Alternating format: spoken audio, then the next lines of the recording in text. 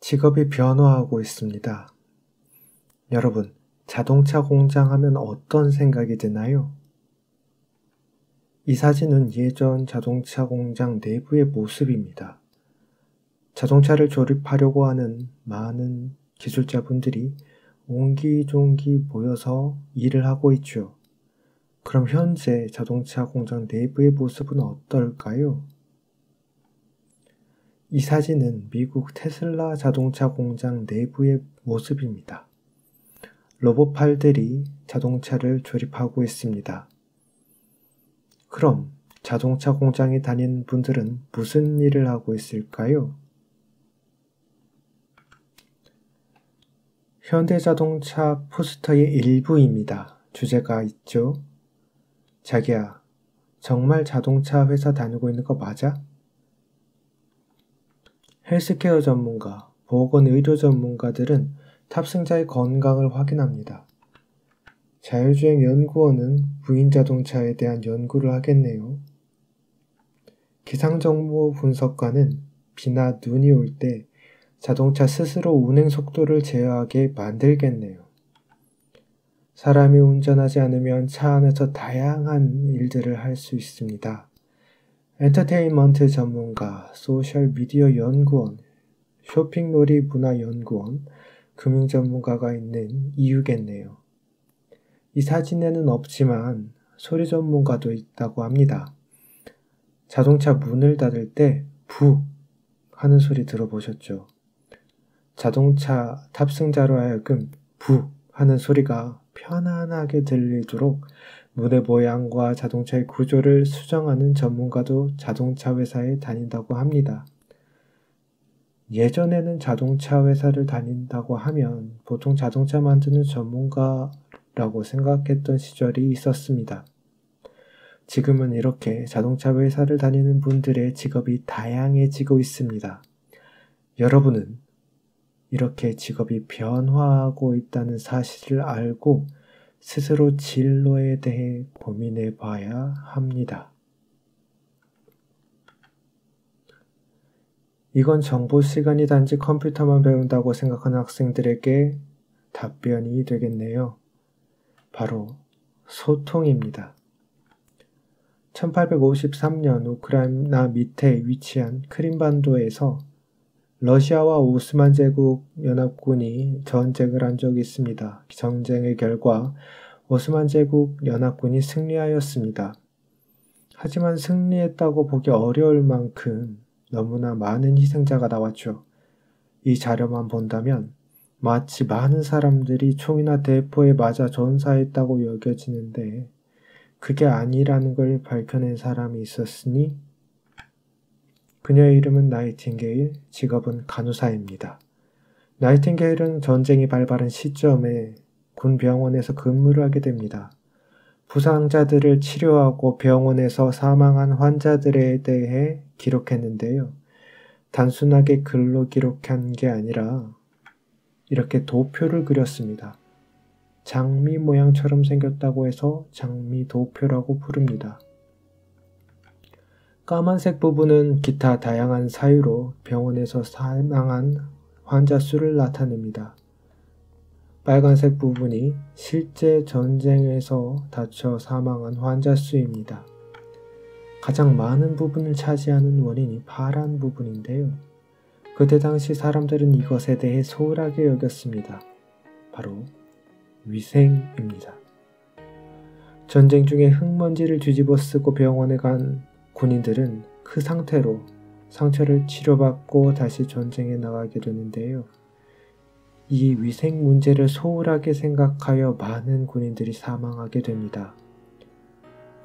1855년 3월에 나이팅게일이 장미도표를 한 신문 기자에게 보냅니다. 이 장미도표는 전 세계 각종 언론에 알려지게 됩니다.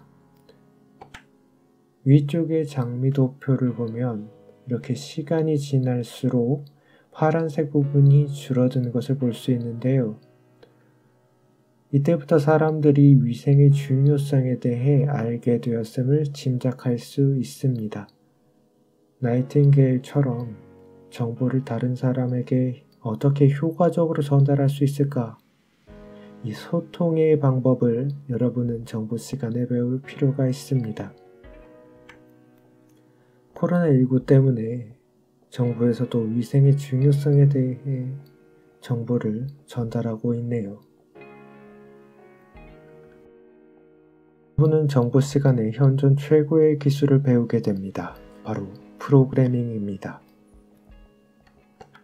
세계 소프트웨어 시장 규모가 점점 커지는 것을 볼 수 있습니다. 우리나라 소프트웨어 관련 수출도 점점 늘어나는 것을 확인할 수 있네요. 그런데 이렇게 시장이 커지고 수출이 늘어나기만 하면 그것이 과연 최고의 기술인가? 라는 의문을 갖게 됩니다. 이분은 20세기를 대표하는 3인 중에 한 사람인 찰스 다윈입니다. 직업은 생물학자. 찰스 다윈은 평생을 거쳐 다음의 의문에 대한 답을 연구합니다. 과연 어떤 생물이 가장 오래 살아남는가? 다윈은 결론을 내립니다. 가장 강한 힘을 가진 생물, 가장 똑똑한 지성을 가진 생물이 아니라 변화에 가장 잘 적응하는 생물이 살아남는다. 저는 이걸 기술에 빗대어 표현해 봅니다. 소프트웨어는 시장에서 막강한 영향력을 가지고 있습니다.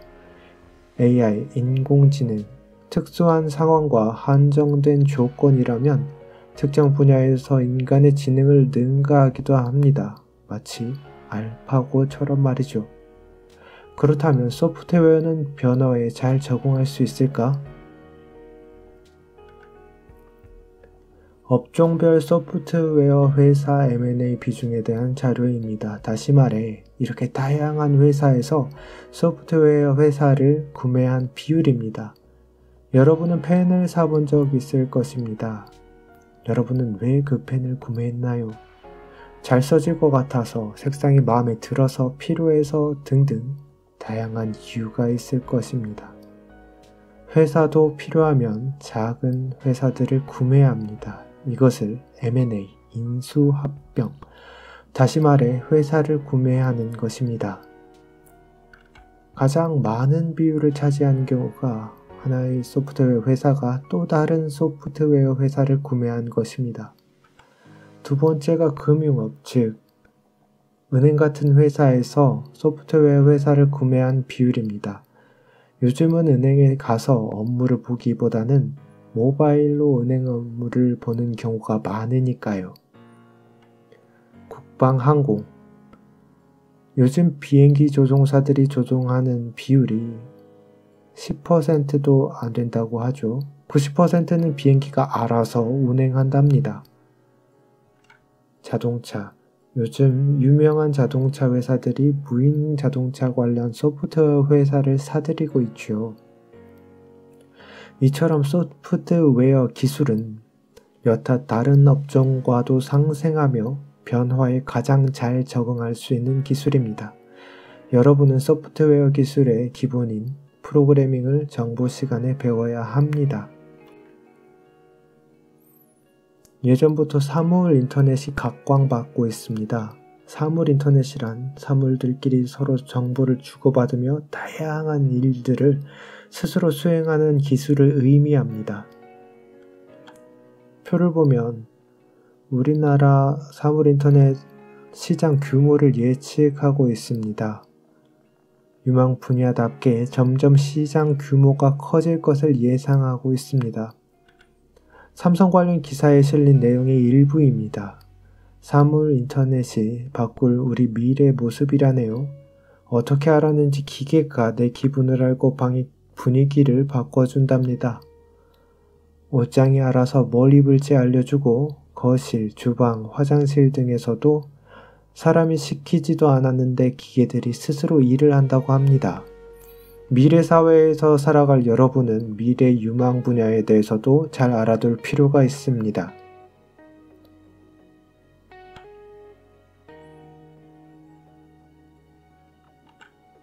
여러분은 1단원 정보 문화 시간에 미래 직업에 대해 배우게 됩니다.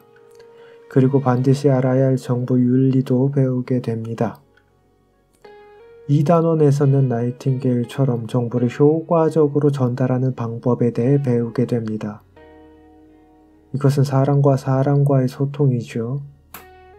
인간과 컴퓨터는 어떻게 소통할 수 있는지 그 원리에 대해서도 배울 것입니다. 3단원에서 현존 최고의 기술인 프로그래밍에 대해 배울 것입니다. 여러분은 컴퓨터로 문제를 해결하는 과정을 경험할 것입니다. 4단원에서는 피지컬 컴퓨팅에 대해 배울 것입니다. 미래 유망 분야인 사물 인터넷도 이 피지컬 컴퓨팅의 종류에 포함됩니다. 기본적인 컴퓨팅 시스템의 원리를 바탕으로 피지컬 컴퓨팅에 대해 알아보고 실제로 구현해보는 시간을 가져볼 것입니다. 자, 그럼 다음 시간에 정보사회가 무엇인지에 대해 배워보도록 하죠.